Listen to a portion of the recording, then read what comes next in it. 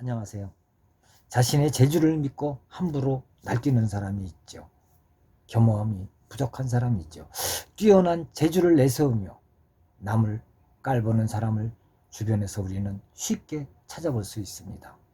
잘난 체 해봤자 기껏해야 주변으로부터 환대를 받지 못하는 일상생활과는 달리 직장에서 이러한 행동은 자신에게 큰 손해를 가져다 줄 뿐입니다.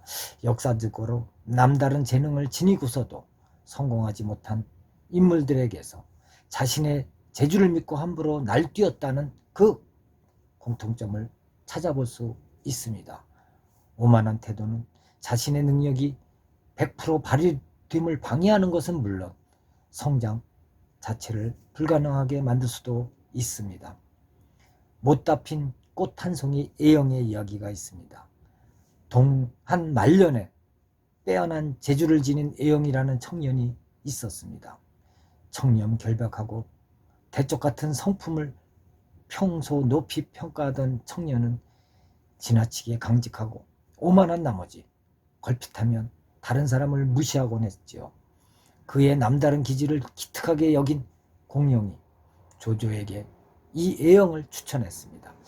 평소 다른 사람에 대한 칭찬이 인색하던 공룡이 애영을 크게 칭찬하자 조조는 도대체 어떤 인물인지 호기심이 들었던 것이죠.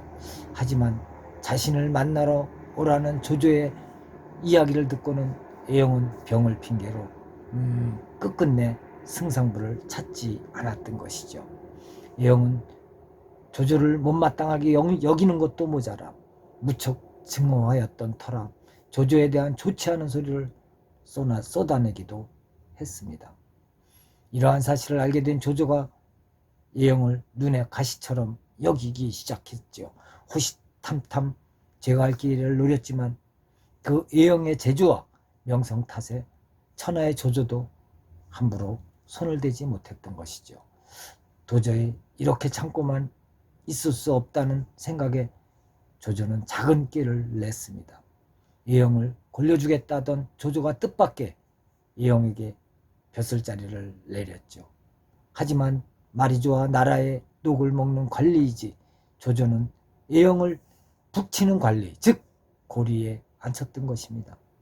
이것만으로도 성이 차지 않았는지 커다란 연회를 베풀어 손님을 잔뜩 초대해놓고 모두가 보는 앞에서 애영에게 북을 치도록 했습니다. 조조의 명령에 애영은 입고 있던 옷을 훌훌 벗더니 실오락이 하나 거치지 않고 냅다 북을 치기 시작했던 것입니다. 그 모습에 연회에 참석한 사람들이 쑥덕거리자 난처해진 사람은 애영이 아니라 연회를 연 그 조조였던 것입니다. 허허, 망신 주려던 애영에게 도리어 내가 망신을 당할 줄이야. 애영을 추천했던 공룡은 그의 행동을 나무라는 한편 조조 앞에서 애영을 감싸느라 정신이 없었습니다. 상황을 수습하기 위해 애영은 공룡도로 조조에게 사과할 것을 강력하게 권했습니다. 그러겠노라 약조한 애영이었지만 순순히 머리 숙일 리가 만무했죠. 평상복을 입은 애영은 한 손에 삼척끼리의 지팡이를 쥔 채 조조가 지내는 승상부로 향했습니다. 입구에 도착한 애영은 갑자기 지팡이로 땅을 쾅쾅 내리치며 조조를 향해 온갖 욕설을 퍼붓기 시작했습니다. 그 모습에 화가 머리끝까지 난 조조는 공룡을 급히 찾았습니다. 애영 하나 없애는 것은 내겐 닭 하나나 쥐 한 마리 잡는 것처럼 별것도 아닌 일일세. 허나 그자가 거짓 이름을 내걸고 있는 탓에 주변에서 오히려 나를 비난하더군. 더 이상 내 손을 더럽히고 싶지 않으니 애영을 유표에게 보내려 하네. 자네 생각은 어떤가? 이렇게 해서 애영은 조조의 휘하에서 내쳐졌습니다. 한편 유표와 형주의 사대부는 평소 애영의 뛰어난 재주와 명성을 흠모했던 터라 두 손 벌려 애영을 환대했던 것입니다. 인재를 얻었다는 기쁨에 유표는 애영이 자신의 상소문을 찢는 일에도 크게 개의치 않았습니다. 하지만 그 뒤에도 애영이 자신에게 계속해서 무례를 범하며 모욕을 일삼자 화를 참지 못하고 강하태수 황조에게 애영을 보냈던 것이죠. 불같은 성격으로 유명한 황조였지만 애영에 대한 평판을 잘 알고 있던 터라 그를 후하게 대접했습니다. 하지만 애영은 여전히 오만방자한 태도를 고치지 못했습니다. 심지어 황조 앞에서 대놓고 욕설을 퍼붓기도 했던 것이죠. 더 이상 그 모습을 두고 볼 수 없었던 황조가 홧김에 부하들에게 애영을 없애라고 명령했습니다. 사실 황조의 수하들도 애영을 무척 못마땅하게 여기고 있는 터라 기회를 놓치지 않고 칼을 들고 덤벼들었습니다. 한편 이 소식을 들은 황조의 아들 황사가 급한 마음으로 신발도 제대로 신지 못하고 달려왔지만 끝내 애영을 구하지는 못했습니다. 황조 역시 자신의 성급한 판단을 크게 후회하며 애영을 위해 후하게 장례식을 치러줬던 것이죠. 여왕이 황조의 수하들에게 목숨을 잃은 것은 그의 나이 고작 26살 때의 일입니다. 애영이 얼마나 똑똑하고 뛰어났으면 그렇게 막무가내로 버릇없이 굴어도 사람들이 그를 제대로 처형할 수 없었던 것은 그의 얼마나 뛰어난 실력이었겠습니까?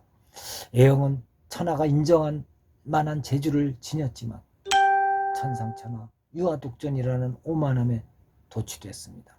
모욕당한 애영이 조조를 맹비난한 것은 충분히 이해할 수 있는 사건입니다. 하지만 좌천된 자신을 따뜻하게 받아준 유표와 황조를 비웃고 심기를 불편하게 한 행동은 누가 봐도 적절치는 않았습니다.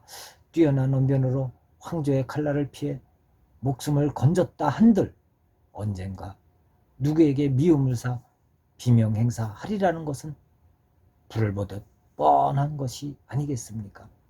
다른 사람을 배려하지 않고 자신만 내세울 줄 안다면 인생이라는 여정에서 다시는 일어서지 못할 정도로 꼬꾸라질 수도 있습니다. 능력과 상관없이 오만한 태도는 스스로 재발동을 찍는 것과 진배였기 때문이지요. 자기 자신의 수양에만 힘쓰되 함부로 주변을 무시하지 않아야 비굴하지도 그렇다고 오만하지도 않은 자리를 찾을 수 있는 법입니다. 하늘도 자신의 높음을 스스로 이야기하지 않고 땅도 자신의 두터움을 스스로 자랑하지 않는다고 하지 않던가요? 과장해서 말하는 사람과 어울리는 사람은 없을 것입니다. 자신에게 불손한 언행을 일삼는 사람과는 더더욱 함께 하려 하지 않을 것입니다. 그래서 장자를 비롯해 노자, 공자 모두 함부로 자신의 재주를 드러내지 말고 겸손해야 한다고 말을 했습니다. 살다 보면 저절로 깨닫게 되는 인생의 몇 가지 진리가 있습니다. 그중 하나는 이 세상 누구도 혼자 살 수 없다는 것이었습니다. 제 아무리 출중한 능력을 갖춘 사람이라도 말입니다. 한나라의 한신은 한신이 쥐하는 병사가 많으면 많을수록 좋다는 평이 있을 정도로 뛰어난 통솔력을 자랑하는 인물이었습니다. 하지만 걸핏하면 다른 사람을 무시하고 머리를 숙이지 않은 탓에 끝내 여우에게 죽임을 당하고 말았던 것 아니겠습니까?